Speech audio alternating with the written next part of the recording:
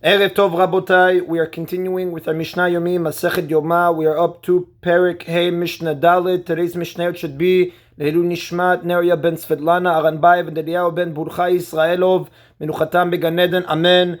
Having placed the vessel upon the stand in the sanctuary, the Kohen Gadol went out to the courtyard where he performed the service of the he-goat that had been chosen by Lot to be the Hatat offering. The Mishnah begins, Heviu lo Seir.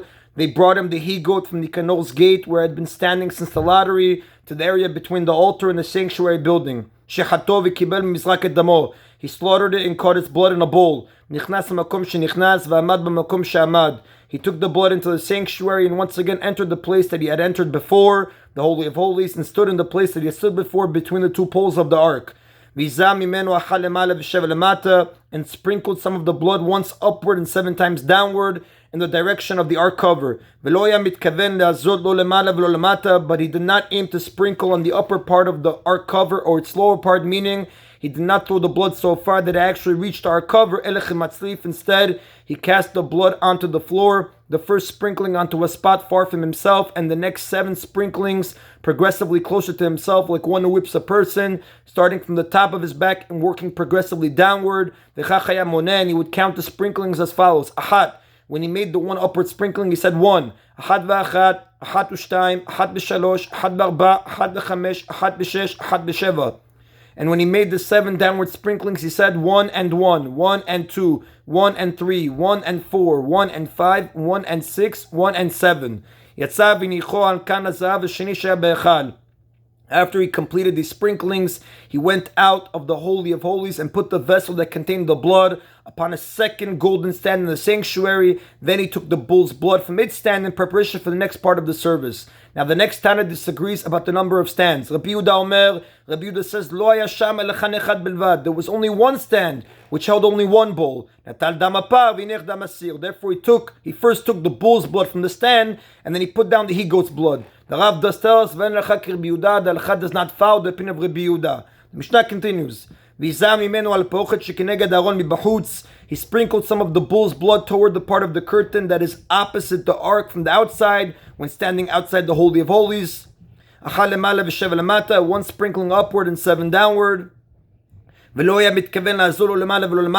did not aim to sprinkle on the upper part of the curtain or the lower part of the curtain, meaning he did not throw the blood so far that it actually reached the curtain. Instead, he cast the blood onto the floor, the first sprinkling onto a spot far from himself, and the next 7 sprinklings progressively closer to himself, like one who whips, like we explained earlier. He would count the sprinklings as follows. Ahat.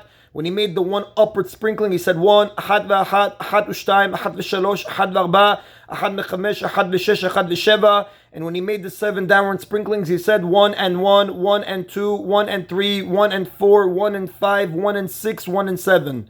Natan dam asir v'niach dam apar. After the sprinklings of the bull's blood, he took the he-goat's blood and put down the bull's blood. Now this sentence follows Rabbi Yehuda, who holds that there was only one stand. The Kohen Gadol therefore had to pick up the bowl that was already there, which contained the goat's blood, before he put down the bowl that he was holding, which contained the bull's blood. As he did with the bull's blood, he sprinkled some of the he-goat's blood toward the part of the curtain that was opposite the ark from the outside. 1 sprinkling upward and 7 downward. But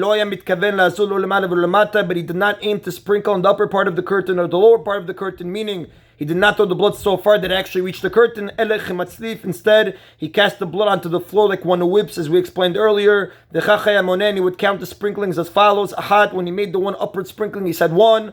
Ahat v'achat, Ahat v'shtayim, Ahat v'shalosh, Ahat v'arba, Ahat v'chamesh, Ahat v'shesh, Ahat v'sheva. And when he made the 7 downward sprinklings, he said 1 and 1, 1 and 2, 1 and 3, 1 and 4, 1 and 5, 1 and 6, 1 and 7.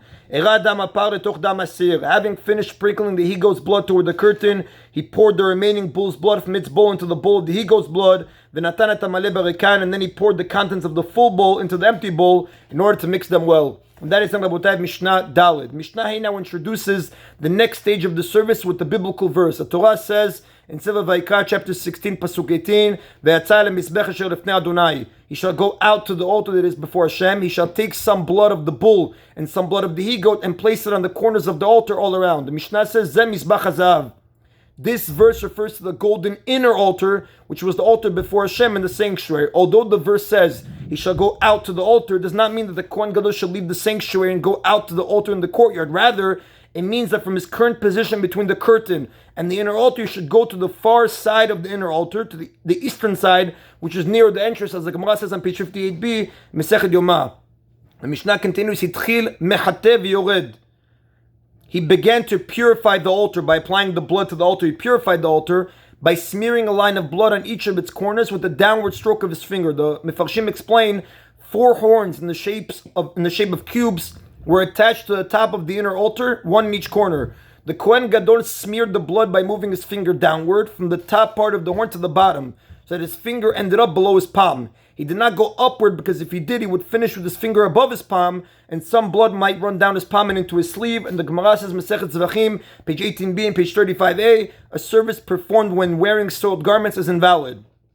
Me'echanu matchil, from where did he start, meaning on which corner did he apply blood first? Mikeren mizrachit tzifonit. He started from the northeastern corner of the inner altar, and then went in the following order: tzifonit, ma'aravit, ma'aravit, derumit, derumit, mizrachit. Northwestern corner, southwestern corner, southeastern corner.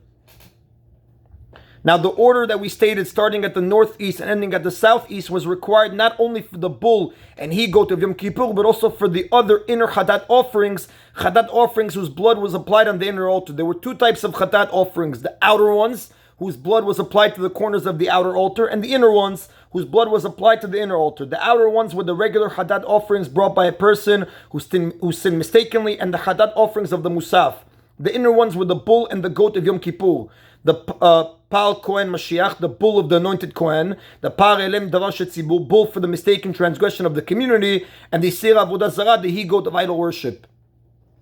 Therefore, the last corner for all of these offerings was the one in the southeast. So based on this rule, the Mishnah makes a general observation. Makom shu matchil b'chatat al mizbech hachitzon, misham haya gomer al mizbech hapinimi. The place on the outer altar where one started making the blood application of an outer chatat offering, namely the southeastern corner, is the place on the inner altar where one finished making the blood application of an inner chatat offering. The Kohen who applied the blood of an outer chatat offering went up the ramp, turned to his right, and smeared blood on the first corner he reached, which was the southeastern corner.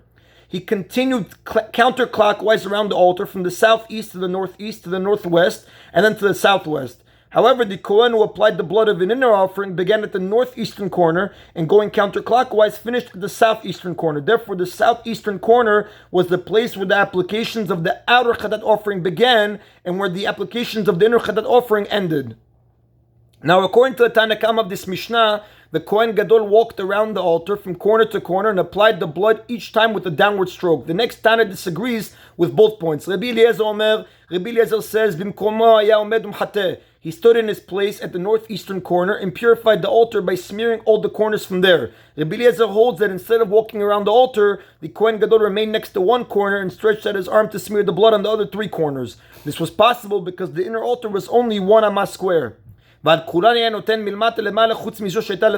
he applied from bottom to top on all of the corners except this one, the northeastern corner, which was directly in front of him, where he applied the blood from top to bottom. Now, since the Kohen Gadol stretched his arm over the altar to smear blood on the last 3 corners, the northwest, southwest, and southeast, the angle of his arm was such that even if he moved his finger upward from the bottom part of the horn to the top part, the blood would not drip into his sleeve when he finished.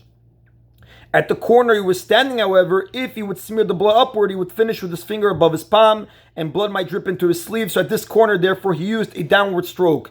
And the Rav does tell us, the Halacha does not follow the opinion of Rabbi Eliezer. And that is the Rabotai of today's Mishna Yomi. Baruch Adonai Leolam. Amen v'amen.